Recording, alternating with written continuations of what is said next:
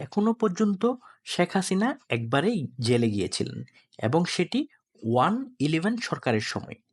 ২০০৬ সালের শেষ দিকে তত্ত্বাবধায়ক সরকার ইস্যুতে আওয়ামী লীগ আন্দোলন শুরু করে। আন্দোলনের পরিপ্রেক্ষিতে ২০০৭ সালের জানুয়ারির ১১ তারিখ ক্ষমতায় বসে সেনা সমর্থিত তত্ত্বাবধায়ক সরকার। ফখরুদ্দীন আহমদ ছিলেন সেই তত্ত্বাবধায়ক সরকারের প্রধান। সে সময় সেনাপ্রধান ছিলেন মঈনুদ্দিন আহমেদ বা সংক্ষেপে মইনু আহমেদ। ইয়াজউদ্দিন ছিলেন সে সময় রাষ্ট্রপতি। তাই অনেকে 1-11 সরকারকে ৩ উদ্দিনের সরকারও বলে থাকেন।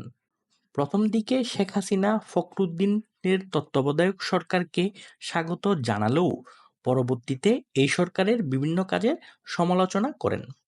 ২০০৭ সালের ১৬ই জুলাই ভোররাতে প্রচণ্ড বৃষ্টির মধ্যে সাংবাদিকরা জড়ো হতে থাকেন ধানমন্ডিতে সুধা সদনের সামনে। কারণ তখন এখানেই থাকতেন শেখ হাসিনা।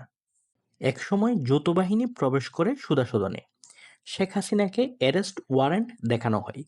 শেখ হাসিনা কয়েকটি টেলিফোন করার অনুমতি চাইলে তাকে সে সুযোগ দেওয়া হয়। প্রথমে তিনি ফোন করেন ছেলে সজীব ওয়াজেদ জয়কে।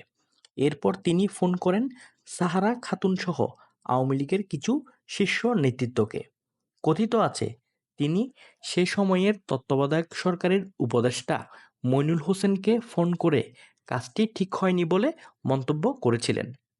ব্যবসায়ী আজম জে চৌধুরীর করা ২,৯৯,০০,০০০ টাকা চাঁদাবাজির মামলায় গ্রেফতারকৃত শেখ হাসিনাকে নিয়ে যৌথবাহিনী আদালতের কাজ শেষ করে সংসদ ভবন এলাকায় বিশেষভাবে তৈরি সাব-জেলে এনে রাখেন। একই মামলায় অন্য আসামি ছিল তার ফুফাতো ভাই শেখ সেলিম। জয় বলেন, -2 ফর্মুলার অংশ হিসেবে তার মাকে গ্রেফতার করা হয়েছে।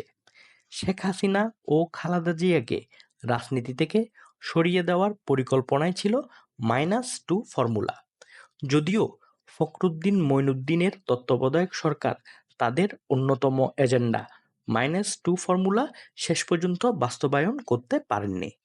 ২০০৮ সালের ১১ই জুন জেল থেকে মুক্তি পান শেখ হাসিনা। ২০০৮ সালের শেষ দিকে অনুষ্ঠিত সংসদ নির্বাচনে বড় ধরনের জয় পায় আওয়ামী লীগ। প্রধানমন্ত্রী হন শেখ হাসিনা।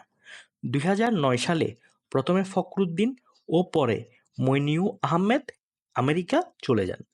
এখন পর্যন্ত তারা আর কখনো দেশে ফিরে আসেননি। ৫ই আগস্টের পট পরিবর্তনের পর শেখ হাসিনা বর্তমানে ভারতে আছেন। তিনি আবারও গ্রেফতার হয়ে জেলে যাবেন কিনা সেটা হয়তো সময়ই বলবে।